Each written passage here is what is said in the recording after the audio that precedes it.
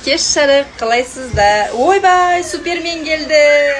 Мынандай супермен керек па сіздерге көмектесуге?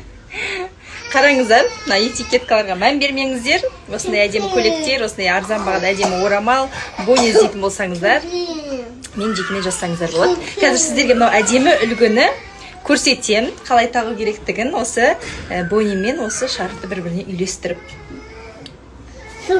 Мама келіп сіздерге мүмкіндігін жібермей орамал үлгісін салайын деп шештім. Қараңыздар, осындай бойне, міне төбесі осындай ашық болады, алды осылай болады. Соның мына шарфтарыңыздың кез келген простой шарфпен үйлестірсеңіздер күшті кетеді, осындай стразамен, әсіресе бойнеларды.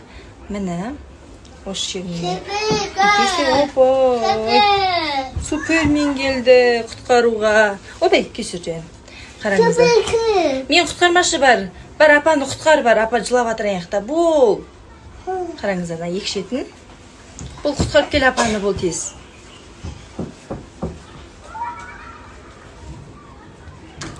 Уақыт жетпей қалмасын. Көрсете салайын, міне. Осылай аласыздар да.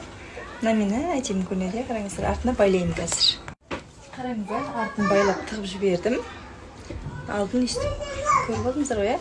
Сонымен осындай әдемі үлгі пайда болды.